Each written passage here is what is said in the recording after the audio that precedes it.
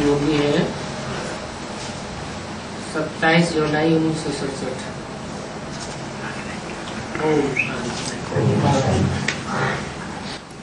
Record चला है, भोलेनाथ से निराला कोई और नहीं। मीठे मीठे बच्चे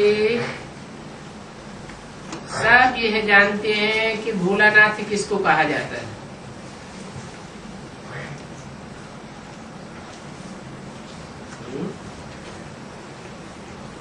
भोलानाथ किसको कहा जाता है? भोलों का जो नाथ है, स्वामी है। जो भोले नहीं है तो कैसे होंगे? भोले नहीं है तो कैसे होंगे? दूसरों को दुख देने वाले होंगे, तिकड़म करने वाले होंगे।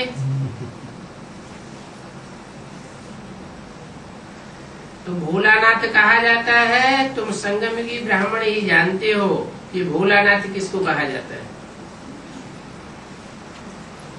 कलयुगी मनुष्य जो है वो रिंचक भी नहीं जानते कि भोलानाथ कौन है। ज्ञान का सागर भी एक ही बाप है। वही सत्य की आज मध्यंत का ज्ञान समझाते हैं।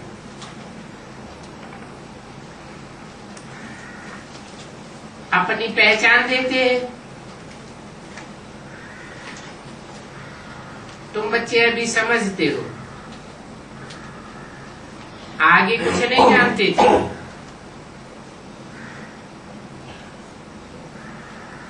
क्या समझते हो अभी?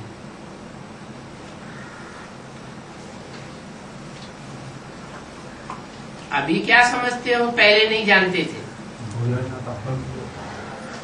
भोलानाथ के बारे में अभी समझते हो, आगे नहीं जानते थे। साधु संत आदि कुछ नहीं जानते।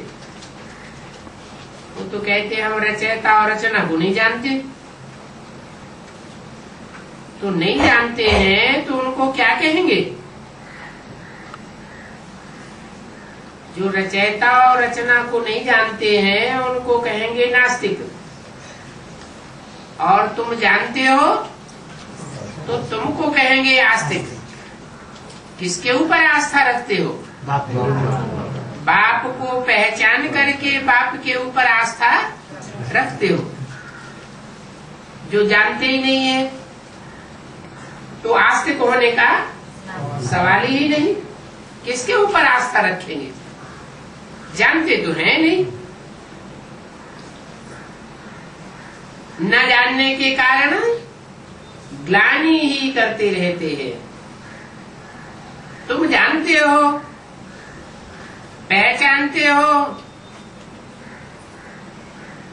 तो महिमा करेंगे।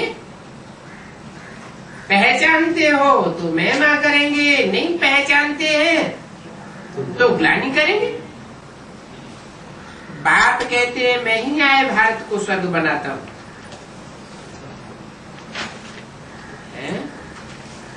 भारत को स्वर्ग बनाने के लिए आता हूं। जिस मकसद से आता हूं वो मकसद पूरा करके जाता हूं या बीच में चला जाता हूं? जो नहीं जानते हैं वो क्या समझते हैं कि आता है। जैसे और धर्म पिताएं आते हैं, धर्म की अपने अपने धर्म की धारणाएं सुनाकर चले जाते हैं। ऐसे ही भगवान भी आता होगा, धर्म की धारणाएं सुनाकर चला जाता होगा ब्रह्मा की तरफ से। वो तथाकथित ब्राह्मण भी ऐसा ही समझते हैं। तुम जानते हो कि बाप जिस मकसद से आते हैं वो मकसद पूरा करके जाते हैं। बाप है ही सदा स्व स्थिति में रहने वाला। सदा शिव कहा जाता है। तो जो सदा स्व स्थिति में रहने वाला सदा शिव है वो ही स्वर्ग स्थापन कर सकता है। स्वस्थिति में रहने वाले नहीं हैं, देह की स्थिति में रहने वाले हैं, देहवान में आने वाले हैं, देहधारी हैं, वो नरक स्थापन करते हैं। स्वस्थिति में रहने वाला स्वर्ग स्थापन करता है, और उस स्वर्ग में जो भी होते हैं वो सब स्वस्थिति वाले होते हैं। एक भी ऐसा नहीं होगा जो देहभान वाला हो। वेद का वर्षा देता हूं,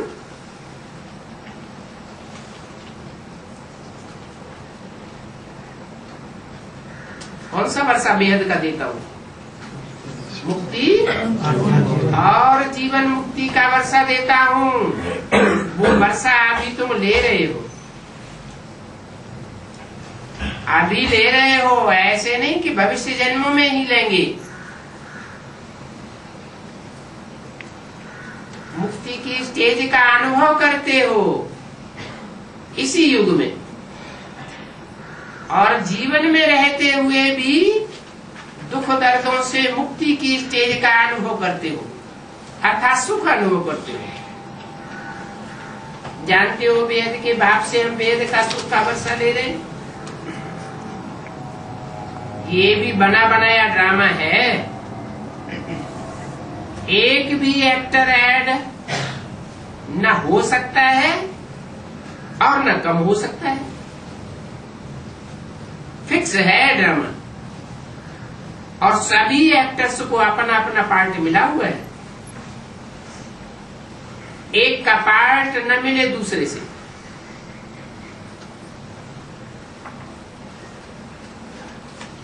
कोई कहते हम मोक्ष को पावेंगे,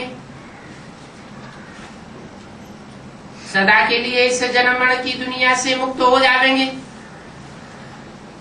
बाप कहते हैं मोक्ष कब हो ही नहीं सकता। ऐसा कैसे हो सकता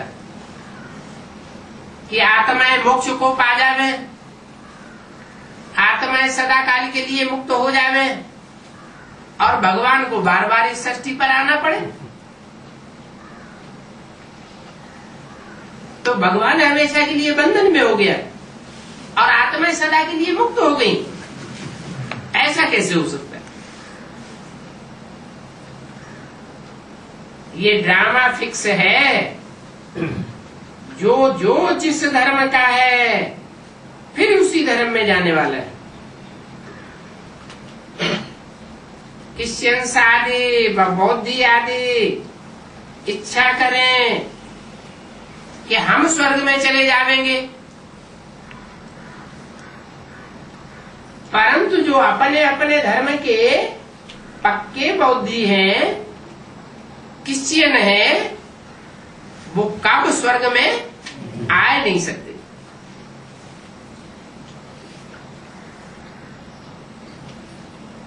जो क्रिश्चियन धर्म में कन्वर्ट हुए होंगे, बौद्धी धर्म में कन्वर्ट हुए होंगे, माने पक्के बौद्धी नहीं है, वो आ सकते हैं, स्वर्ग में आवेंगे, परंतु स्वर्ग का पक्का वर्षा पा नहीं सकते। क्यों नहीं पा सकते? क्योंकि उनको अनेक जन्मों का उन धर्मों का संग का रंग लगा हुआ है। तो जब बाप आते हैं, असली परिचय देते हैं, तो उनकी बुद्धि तिरक जाती है, पक्का विश्वास नहीं बैठता।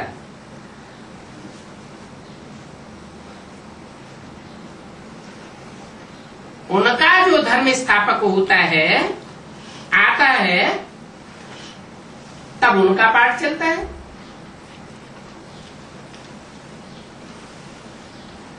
जो कन्वर्ट होने वाले हैं, उन कन्वर्सन होने वालों में भी कोई मुखिया होता है। जब उसका पार्ट खुलता है तो उनकी बात बुद्धि में आ जाती है। ये बातें तुम बच्चों की बुद्धि में है, सारी दुनिया के मनुष्य मात्र इस समय नास्तिक हैं। कैसे?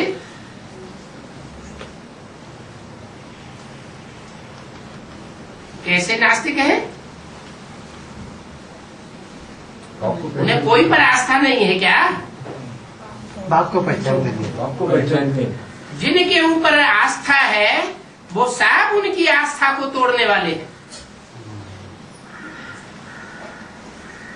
और जिनके ऊपर आस्था रखे बैठे हैं वो भगवान तो है नहीं।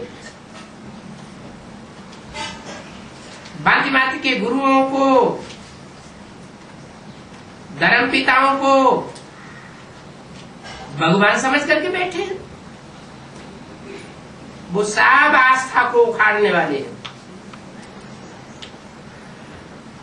बाप जब आते हैं तो सारी दुनिया की आस्था अपने ऊपर बैठाते हैं, परंतु है नंबरवार।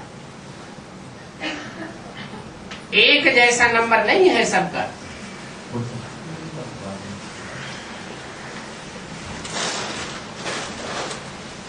आस्थावान भी एक जैसे नहीं है।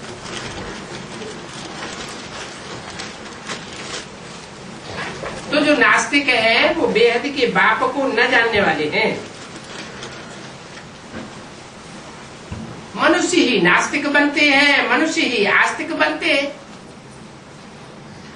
मनुष्य ही तो बाप को जानेंगे ना, जानवर तो नहीं जानेंगे। मनुष्यों के बाप को मनुष्य ही जानेंगे। मनुष्यों के बाप में वो निराकार शिव जो भगवान कहा जाता है वो प्रवेश करता है। ये नाटकशाला है ही मनुष्यों की। हर एक आत्मा निर्वाण धाम से आती है, पाठ बजाने के लिए आती है।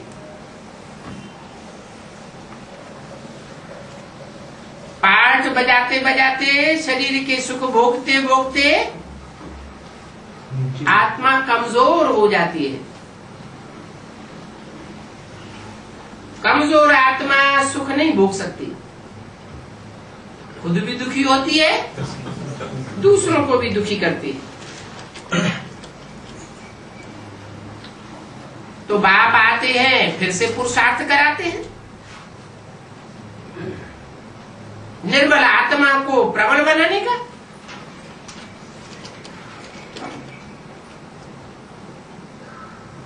निर्वाण धाम में ले जाते हैं। पुरुषार्थ कराने के बाद कहते हैं बुद्ध निर्वाण गया। अरे बुद्ध वाणी से परे गया। वाणी आत्मा शरीर के द्वारा चलाती है कि शरीर के बिगड़ आत्मा चलाती है? शरीर के द्वारा आत्मा वाणी चलाती है। तो पार निर्वाण कैसे गया?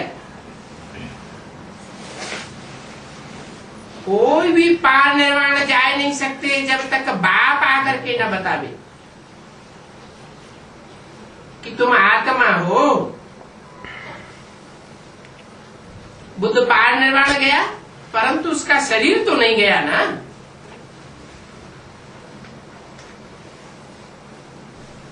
आत्मा गई।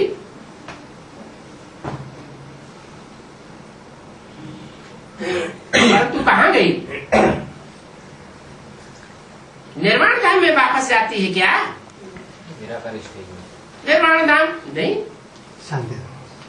कोई भी धर्म पिताएं, चाहे बुद्ध हो या कोई भी हो, जब इस सृष्टि पर आते हैं तो क्या वापस निर्वाण धाम जाते हैं? जा ही नहीं सकते। वो सब देहधारियों के संग के रंग में आते आते अपन को देह समझ बैठते हैं। निर्वाण धाम जाने का बात ही नहीं। बाप समझाते हैं कोई भी जाता नहीं है।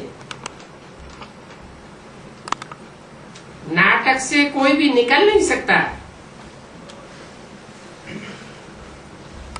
ये 5000 वर्ष का ड्रामा है। एक बार शुरू होता है तो सब एक्टर्स को आना ही पड़ता है। सब आकर के इकट्ठे होते हैं, फिर सब इकट्ठे वापस जाते हैं। कोई भी बीच में मोक्ष नहीं पा सकता। तो बना बनाया ड्रामा है। कोई मनुष्य समझते हैं मोक्ष मिलता है, तो उस मोक्ष के लिए पुरुषार्थ करते हैं कि हम सदा काल के लिए मुक्त हो जावे। जैसे जैनी लोग पुरुषार्थ करते रहते हैं, उनकी अपनी रस्म रिवाज है, उनका अपना गुरु है जिनकी बात मानते हैं। बाकी मोक्ष किसको नहीं मिल सकता, तुम जानते हो। हम सब इस ड्रामा में पार्टधारी है। हम कब आए फिर कैसे जावेंगे ये किसी को नहीं मालूम। परंतु जानवर तो ये बातें नहीं जानेंगे ना, मनुष्य ही जानेंगे। मनुष्य कहते हैं हम एक्टर्स हैं, पार्टधारी हैं। ये दुनिया कर्म क्षेत्र है। जिस कर्म क्षेत्र में आत्माएं रहती हैं,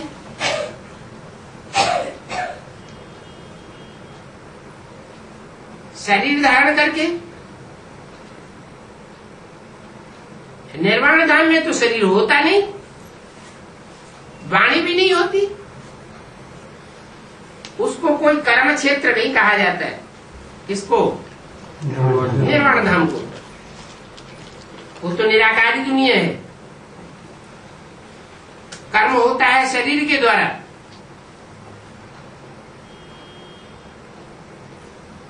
तो निर्वाण धाम में कोई खेल पाल आदि, एक्ट आदि नहीं है। उस निराकारी दुनिया से साकारी दुनिया में आते हैं। किस लिए आते हैं? पार्ट बजाने के लिए आते हैं। वही पार्ट फिर रिपीट होता रहता है। तो शाश्वत प्रलय कभी होती नहीं है। जो समझते हैं सदा काल की, इसलिए ये दुनिया लीन हो जाएगी।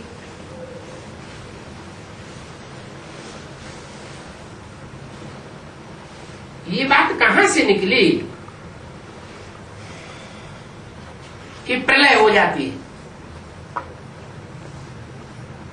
प्रकट रूप से ये दुनिया लीन हो जाती है। कहां से निकली ये बात? शास्त्रों से ये बात निकली। दिखाते हैं महाभारत लड़ाई में यादव और कौरव मर गए, बाकी कुछ भी रहा नहीं। इससे समझते हैं कि प्रलय हो गई। परंतु ये सब बातें बैठ बनाई हैं। प्रलय कभी होती नहीं है। फिर दिखाते हैं समुद्र में पीपल के पत्ते पर एक बच्चा अंगूठा चूसते हुए आया।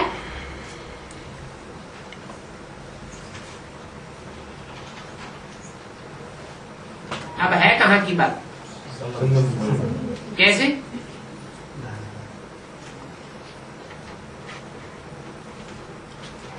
प्रजापिता मतलब प्रजापिता और जगदम्बा की जो आत्मा है वो पीपल का पत्ता है, और उसमें दादा लेखराज ब्रह्मा की सोल वो उसमें प्रवेश करके बीज रूप अवस्था में टिकती है। उससे भी शुरुआत की बात है, प्रलय दिखाई गई। तो बाद की बात हुई कि पीपल के पत्ते पर कोई बच्चा अंगूठा चूसता हुआ आया। पीपल का पत्ता है, कोई हिलने डुलने वाली आत्मा। इसी पीपल पात सरिस मन डोला, जिसका मन बहुत डोलायमान होता है, निश्चय अनिश्चय बुद्धि में आता है, सबसे जास्ती निश्चय अनिश्चय बुद्धि के चक्कर में कौन आता है? ब्रह्मा आता है। परंतु ब्रह्मा ने तो शरीर पहले ही छोड़ दिया। जगदम्बा ब्रह्मा ने शरीर छोड़ा,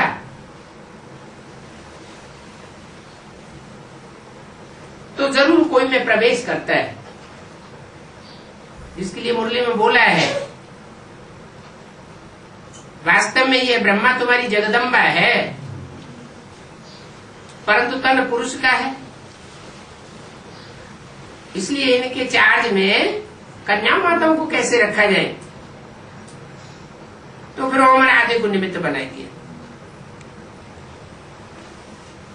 तो दाढ़ी मूछ वाला ब्रह्मा जगदम्बा कैसे होगा? दाढ़ी मूछ वाले ब्रह्मा की तो पूजा नहीं होती, जगदम्बा की तो पूजा होती है। तो वास्तव में ये दाढ़ी मूछ वाला ब्रह्मा जगदम्बा कैसे बना? शरीर छोड़ने के बाद कोई चोले मात्र चोले में प्रवेश करता है। प्रवेश करता है तो जिस चोले में प्रवेश करता है वो पीपल के पत्ते की तरह है, जैसे एक डोलने वाली नवैया है, जिसके लिए बोला नैया डोलेगी, हिलेगी डुलेगी, लेकिन डूबेगी नहीं।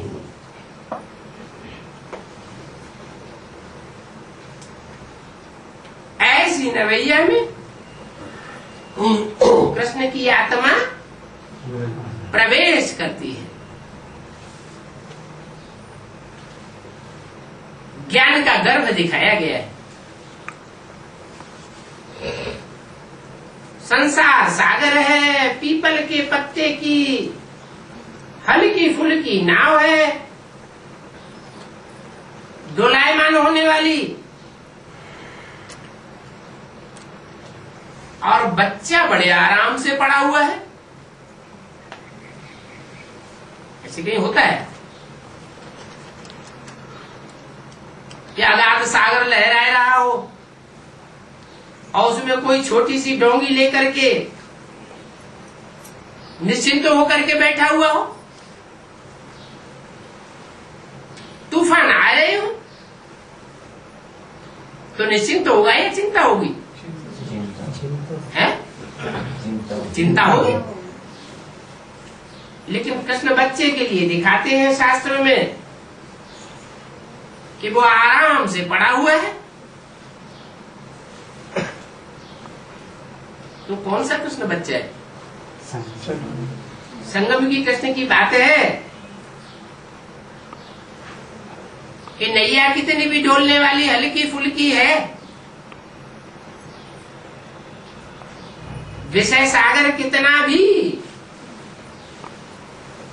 विषय विकारों से भरा हुआ है, सारे संसार को विषय विकारों में डुबोने वाला है, फिर भी वो निश्चिंत स्टेज में पड़ा हुआ है, ज्ञान गर्भ में। क्या करता है? अंगुष्ठा चूसता है। भक्ति मार्ग में दिखाते हैं आत्मा का रूप अंगुष्ठा मिसल। अंगुष्ठा मिसल क्यों दिखाया है? आत्मिक स्थिति में रहने। क्योंकि शालिग्राम का जो रूप है वो भी अंगूठे मिसल है। शालिग्राम माने आत्मा। तो आत्मिक स्थिति की मनन चिंतन मंथन की स्थिति में आराम से रहता है।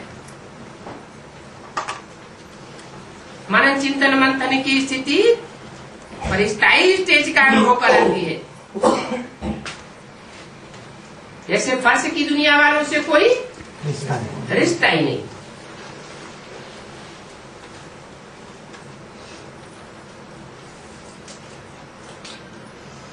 तो दिखाते हैं समुद्र में पीपल के पत्ते पर एक बच्चा अंगूठा चूसते हुए आया। उससे पहले क्या था? उससे पहले क्या दिखाया शास्त्रों में? प्रलय दिखाई। उस प्रलय की घोषणा कहाँ हुई? रामलोक की दुनिया में 1976 भगवान बाप ने ही वो घोषणा कराई कि 10 वर्ष के अंदर पुरानी दुनिया खलास हो जाएगी। तो आप मुए मर गई दुनिया, जैसे कि प्रलय हो गई। शास्त्रों में दिखाया है, वशिष्ठ जी भगवान को, राम को क्या सुनाते हैं? हे राम, ये संसार बना ही नहीं। जब बना ही नहीं तो उसमें बुद्धि रमाने की बात है ही नहीं। जैसे देखते हुए न देखना।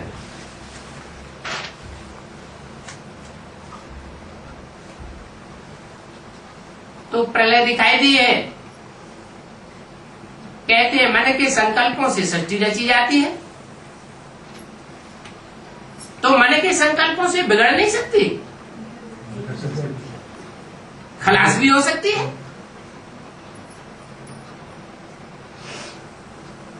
तो ये सब बातें बैठ बनाई हैं। अंगूठा चूसते हुए बच्चे से सृष्टि कैसे पैदा होगी? क्या जवाब हुआ है? मनन चिंतन मंथन की एक ऐसी स्टेज है जिसके लिए गाया हुआ है कि ब्रह्मा के संकल्पों से सृष्टि रची गई। अब तुम्हारी बुद्धि में बैठा है। मनुष्य तो जो कुछ सुनते हैं सत्य सत्य कहते रहते हैं।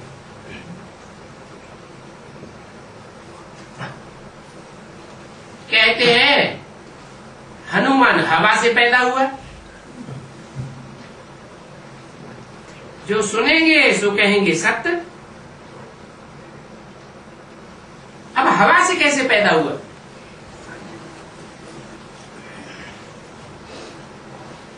हवा माने क्या? सूक्ष्म शरीर।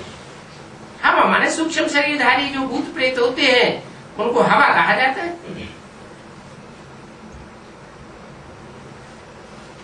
फिर समझते हैं व्यास भगवान ने शास्त्र बनाए।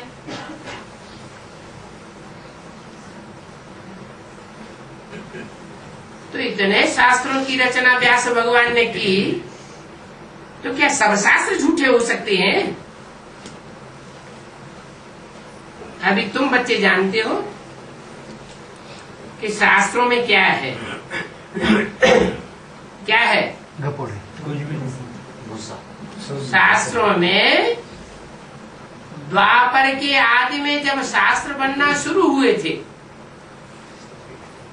तो फिर भी कुछ सच्चाई थी, क्योंकि दुनिया की हर चीज पहले सतो प्रधान होती है, बाद में तमो प्रधान बनती है। बाद में जैसे जैसे शास्त्रों का इंटरप्रिटेशन होता गया भांति भांति के मनुष्य गुरुओं के द्वारा, वैसे वैसे शास्त्र भी तामसी बन गए। तो तुम जानते हो शास्त्रों में क्या है? ये सब भक्ति मार्ग के दुर्गति के शास्त्र हैं। क्यों? तामसी क्योंकि शास्त्र बनाए हुए हैं अनेक मनुष्यों के द्वारा।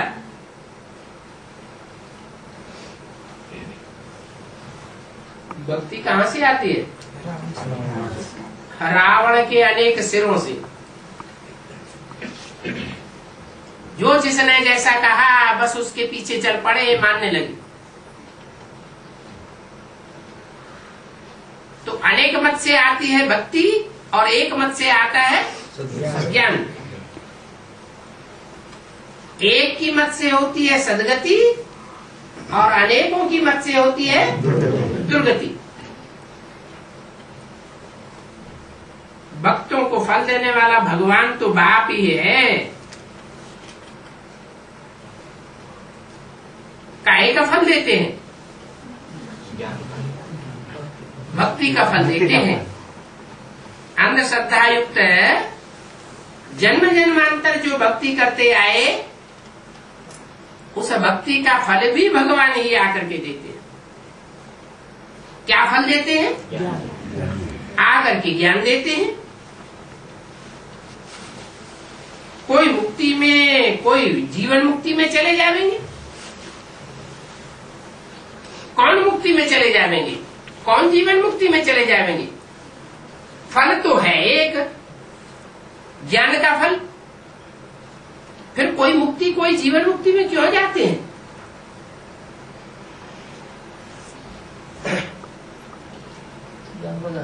कोई डायरेक्टली बाप से वर्ष लेते हैं, जो साकार बाप को पहचानते हैं कि बाप भगवान भी इस सृष्टि पर साकार में आकर के कर्म करते हैं,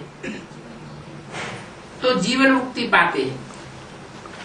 और जो निश्चयात्मक बुद्धि से अंत तक नहीं पहचान पाते, तो अंत मते सोगति, मुक्ति प्राप्त होती है, जीवन मुक्ति प्राप्त नहीं होती।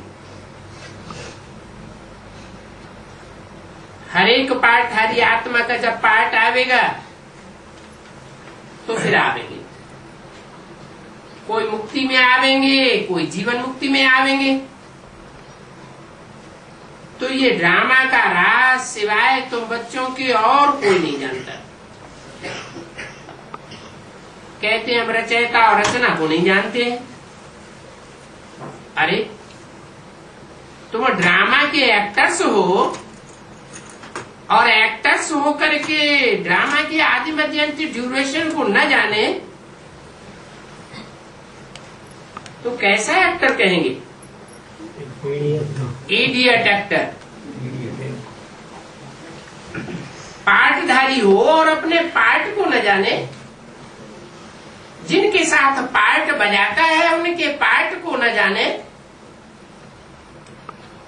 तो बेसमझ एक्टर हुआ ना। उनको आस्तिक कहेंगे?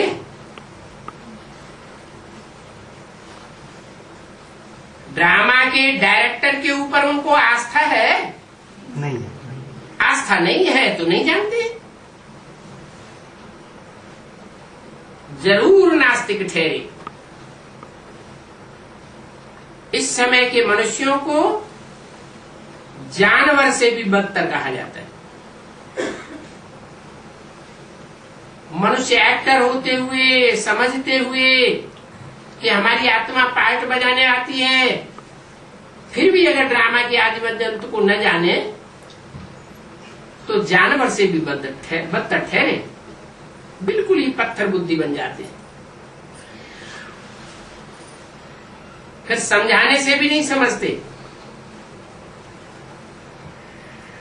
इस समय भारत पत्थर बुद्धि है। जो अपने बेहद का बाप रचयिता और रचना जिसमें एक्ट करते हैं, उनको बिल्कुल जानते ही नहीं। तुम भी नहीं जानते थे। इतने सभी मनुष्य 84 लाख जन्म कैसे लेते हैं, ये भी बुद्धि में नहीं आता। 84 लाख जन्म ले सकते हैं क्या? नहीं। 84 लाख समझने के कारण उन्होंने ड्रामा का ड्यूरेशन भी लाखों वर्ष कर दिया है। अगर 84 लाख योनि की बात बुद्धि में न बैठी होती तो बुद्धि में आता कि ड्रामा कोई लाखों वर्ष का नहीं है। कोई शास्त्रों में लिखा हुआ भी है कि हर युग की आयु 1250 वर्ष है। फिर लाखों वर्ष 84 लाख योनियां समझने से बुद्धि भ्रमित हो गई और 1250 वर्ष को देवताई वर्ष समझ करके उसमें उन्होंने गुणा कर दिया कि देवताओं का दिन, देवताओं के वर्ष, देवताओं का महीना लंबा चौड़ा होता है।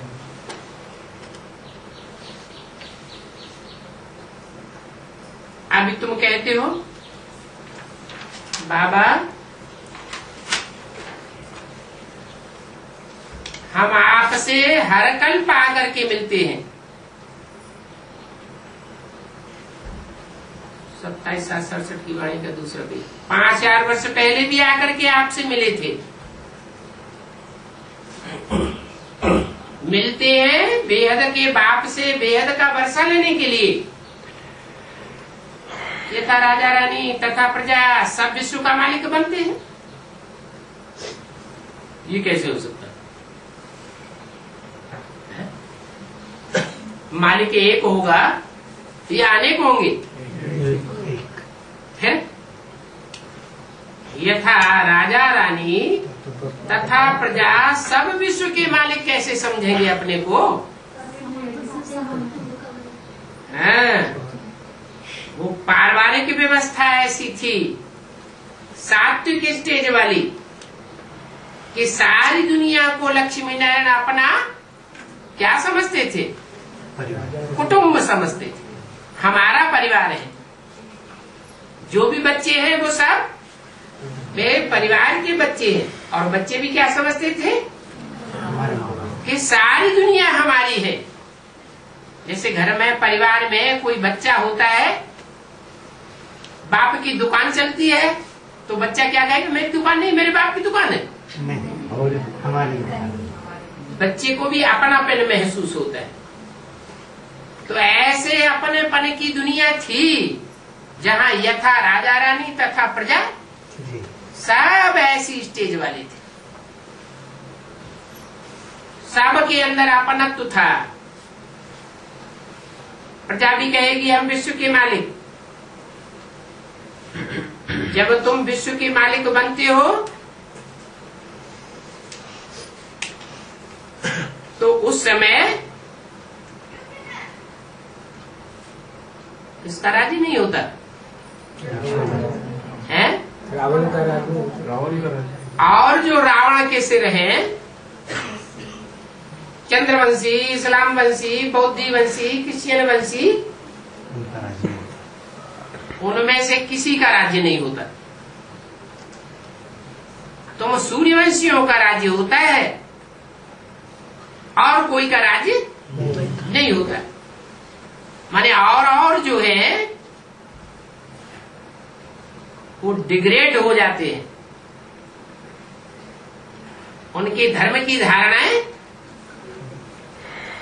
16 कला संपूर्ण डिग्री वाली नहीं है और तुम्हारी धारणा 16 कला संपूर्ण डिग्री वाली होती है।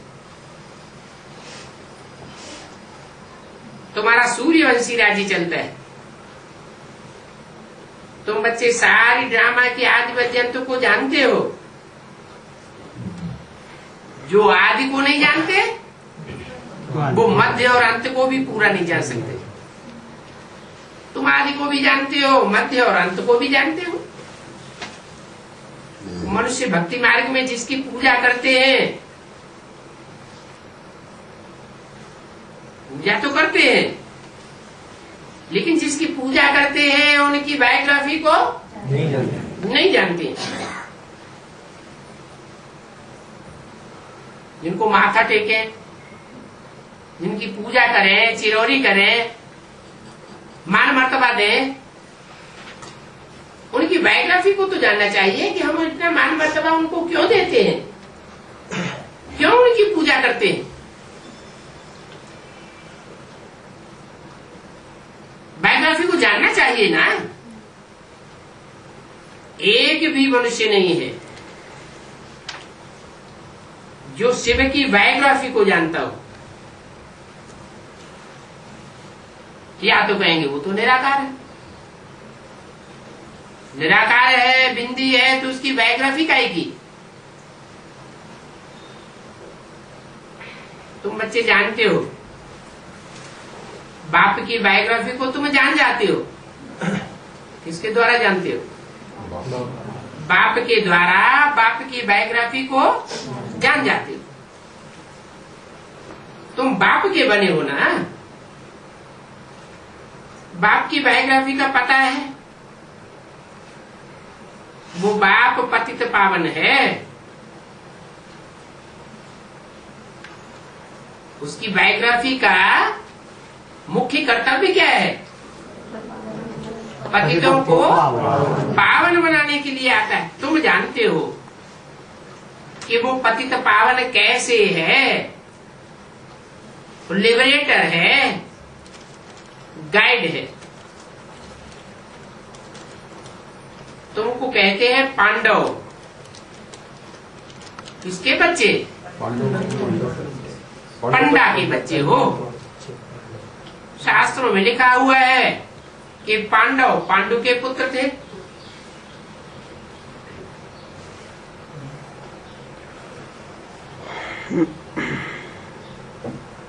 तो गाइड कहने से, पंडा कहने से एक गाइड हो जाता है,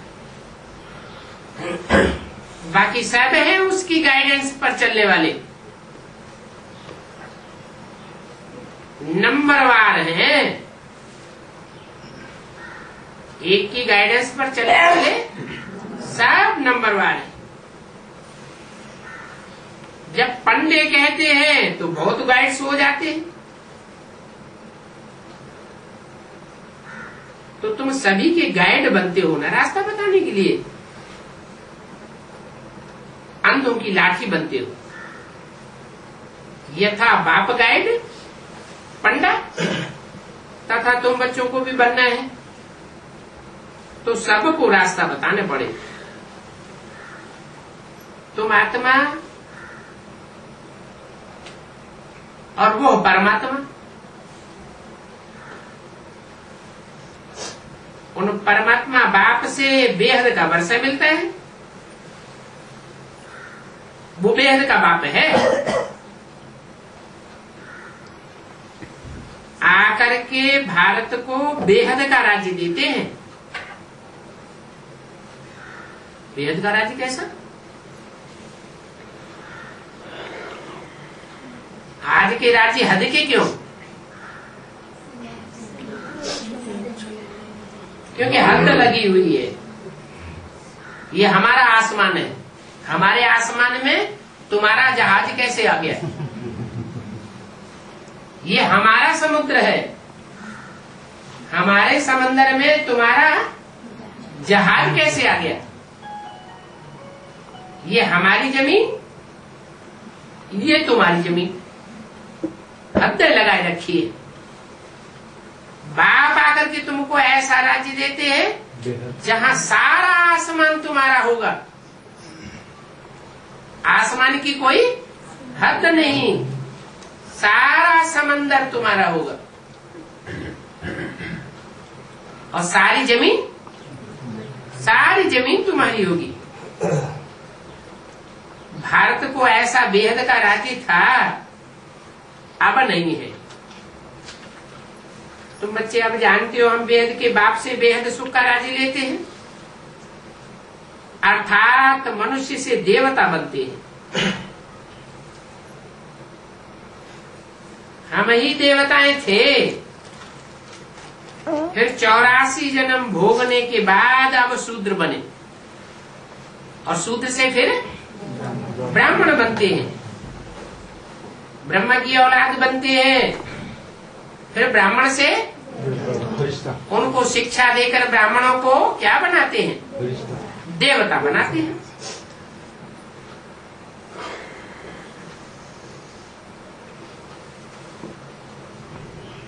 शूद्र को शूद्र बुद्धि, कर्मजात कहा जाता है। इस समय सब मनुष्य मात्र शूद्र बुद्धि। बाप ने आकर के ब्राह्मण बनाया।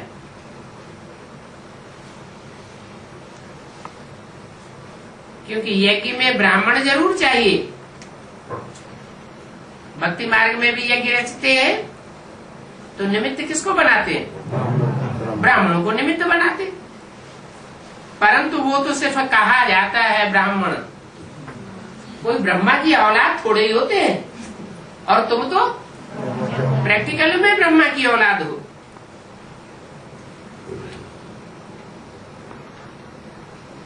तो ये ज्ञान यज्ञ है। भारत में यज्ञ बहुत रचते हैं, विदेशों में यज्ञ नहीं रचते। क्यों? क्योंकि भारत में ही भगवान आकर के ज्ञान देते हैं। भारतवासियों को ही भक्ति का फल देते हैं। उसमें भी जो यज्ञ रचने वाले होते हैं उनमें खास आर्य समाजी बहुत यज्ञ रचते हैं। ये कहाँ किया गया? कैसे है? हाँ, बेसिक नॉलेज में भी देखा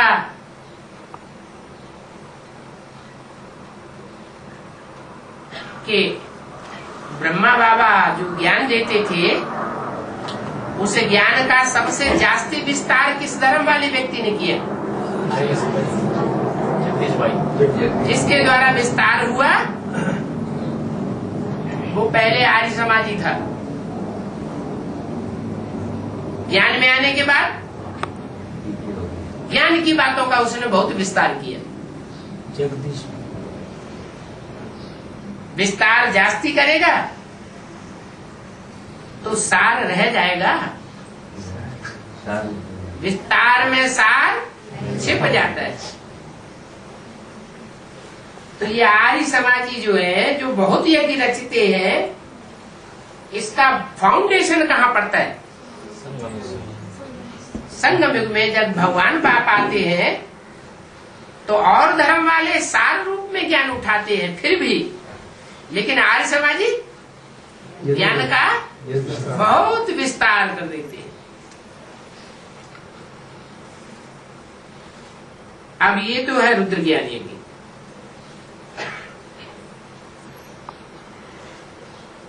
आर्य समाजी जो यज्ञ रचते हैं उसको रुद्र ज्ञान यज्ञ नहीं कहेंगे। क्यों? वो मनुष्यों के द्वारा रचा जाता है। और यह बाप के द्वारा। ये भगवान रुद्र आकर के जो ज्ञान सुनाते हैं रौद्र रूप धारण करके, एक बाप एक मुख से सुनाते हैं। अगर वही ज्ञान और मुखों से सुनाया जाता है तो मिक्सचरिटी हो जाती है। एक से सुनेंगे तो अब व्यभिचारी ज्ञान होगा, अनेकों से सुनेंगे तो व्यभिचारी ज्ञान हो जाएगा। इसलिए सदैव एक से सुनना चाहिए। इस रुद्र ज्ञान यज्ञ में सारी पुरानी दुनिया स्वाहा हो जानी है। क्यों? सारी पुरानी दुनिया स्वाहा क्यों हो जाएगी? क्योंकि सारी दुनिया झूठी हो गई है। जो झूठ खंड है उसका विनाश होगा और सतयुग में सच खंड का बोल वाला होगा।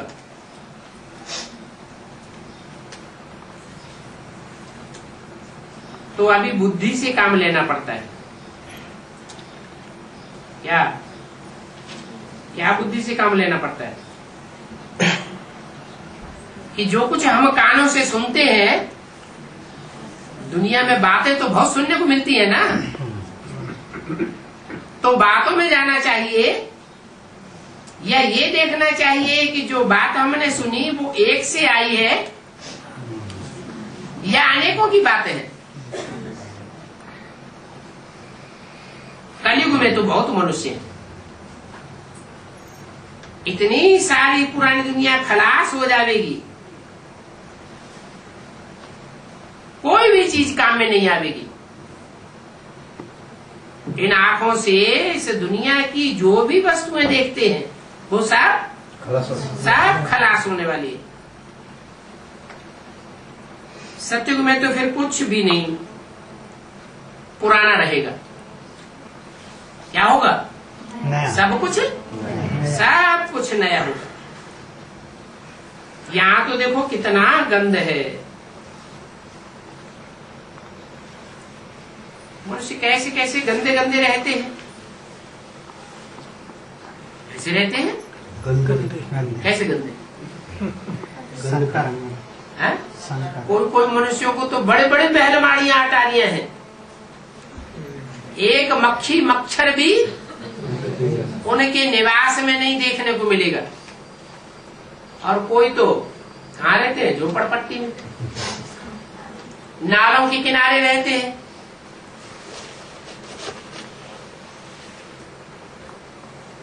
गरीब बेचारे कितने गंध में झोपड़ियों में पड़े।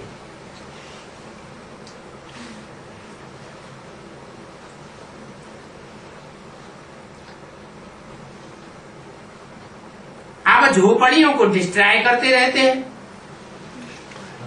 क्या गिराते हैं। जो गंध में झोपड़ियों में पड़े हुए हैं उनको क्या करते हैं? उन झोपड़ियों को गिराते हैं। बर्बाद कर देते हैं, डिस्ट्रॉय कर देते हैं। उन्हों को फिर दूसरी जगह दे करके जमीन फिर बेचते रहते हैं। नहीं तो वह जमीन जो झोपड़ियों को डिस्ट्रॉय करके बनी है, निकाली गई है, वो प्रॉपर्टी उन गरीबों की है।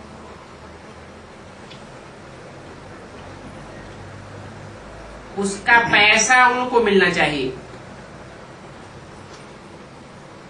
जो झोपड़ियों को डिस्ट्रॉय करके बड़ी बड़ी मल्टी मिलियनर्स बिल्डिंगें बनाते रहते हैं, मल्टी स्टोरी बनाते हैं। मिलता किसको है वो पैसा? अमीर लोग। वो अमीर लोग उसका पैसा खाते हैं, जिसके ऊपर वो बहुमंजिला इमारत खड़ी की जाती है। वास्तव में उस जमीन का पैसा उनको मिलना चाहिए। कोई बिल्डिंग बनती है तो जमीन की आधी कीमत और बिल्डिंग की आधी कीमत, परंतु गरीबों को तो कुछ नहीं मिलता। उन गरीबों को मिले हिस्से अनुसार तो बेचारे साहूकार हो जाएं, परंतु उनको करने नहीं देते। उनको बहुत ठगते हैं। अगर नहीं उठते हैं जबरदस्ती उठे तो युक्ति से आग लगा देते हैं।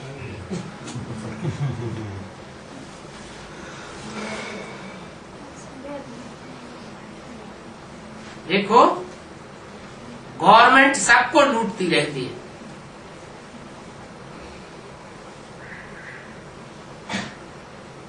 ऐसी ऐसी युक्तियों से गवर्नमेंट को धन बहुत मिलता है। क्या?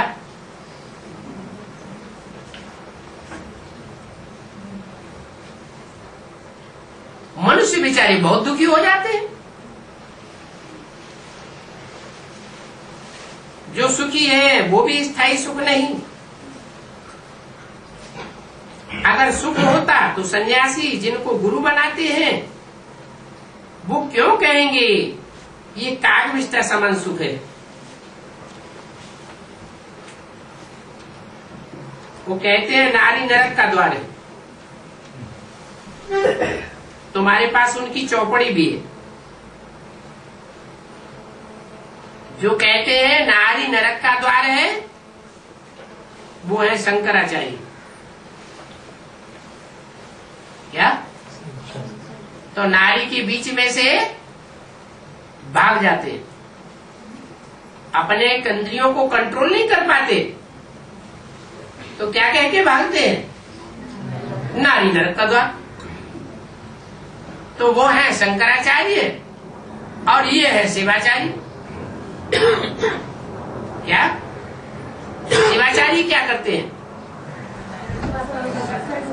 नारियों को छोड़ करके नहीं भागते, और ही नारियों को इकट्ठा कर देते हैं। और शंकराचार्य नारियों से कायर बन करके भागते हैं। अपनी गलती को छुपाने के लिए, कमजोरी को छुपाने के लिए क्या कहते हैं? नारी नरक का द्वार। शिव भगवान वाच, अभी हम इन माताओं के द्वारा स्वर्ग का द्वार खोल रहा हूं।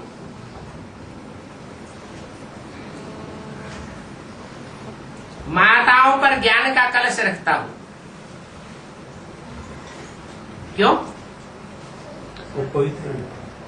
माताओं के ऊपर क्यों रखता हूं? पिताओं में क्या क्या खामी आ गई? पुरुष सब जोर जबरदस्ती करने वाले अबलाओं को और ही अबला बनाने वाले दुर्योधन दुशासन। इसलिए कन्याओं माताओं के ऊपर आकर ज्ञान का कलश रखते हैं।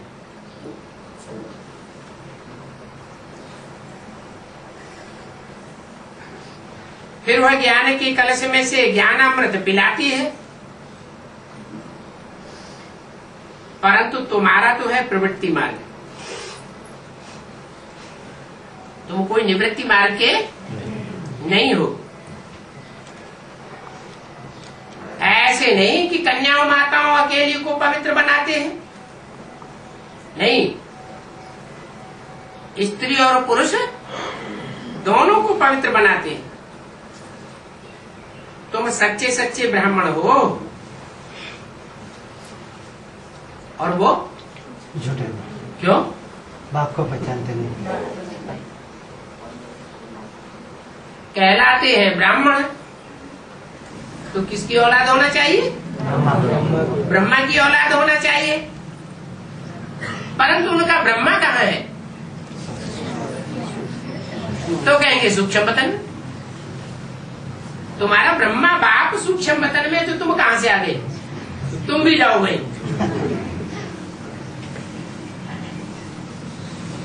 धीरे धीरे एक एक करके जाते भी रहते हैं। कहाँ जाते हैं? सूक्ष्म वतन में जाते रहते। तुम सच्चे ब्राह्मण हो। क्यों? क्योंकि तुम ब्रह्मा बाप को अच्छी तरह जानते हो। वो है झूठे ब्राह्मण। वो हथियाला बांध काम शिक्षा पर बिठाते हैं, तुम ज्ञान शिक्षा पर बिठाते हो। तुम वह शादी बर्बादी का हथियाला तोड़ देते हो।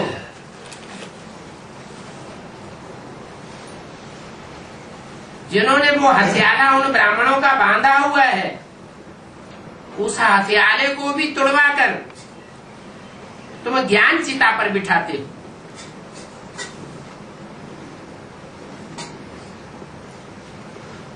वो काम चिता पर बिठाते हैं हथियाला बांधकर, और तुम ज्ञान चिता पर बिठाते हो। तुम पवित्र बनाते हो और वो अपवित्र बनाते हो।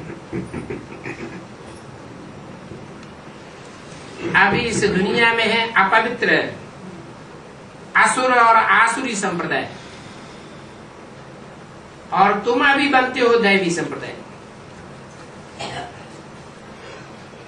आसुरी संप्रदाय अर्थात रावण राज्य। गांधी जी कहते थे, क्या कहते थे? राम राज्य हो।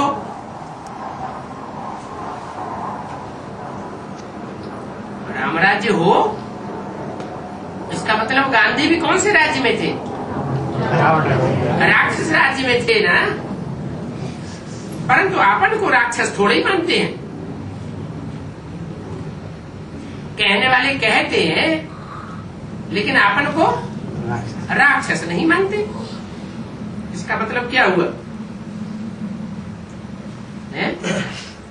वो था हद का गांधी और यहाँ है बेहद का गांधी, जिसके लिए मुरली में बोला है कि गांधी मरा। जाकर के कोई साहूकार कांग्रेसी के यहाँ राजकोट में जन्म लिए। राजकोट माना राजाओं का किला, माना जो भी रुद्रमाला बनती है, माला माना संगठन, वो किसका किला है? वो राजाओं का किला है। उस राजाओं के किले में, राजाओं के किले माने राजकोट में गांधी ने जाके जन्म लिया। माने गांधी वाली आत्मा जो बेहद का गांधी है, वो राजाओं के किले में जो मुख्य राजा है उसमें बुद्ध रूपी पेट में प्रवेश कर जाती। कोई बड़े साहूकार कांग्रेसी के यहाँ जाकर जन्म लिया होगा। तो ये सब बेहद की बातें हैं जो बेहद का बाप समझाते हैं। अच्छा, ओम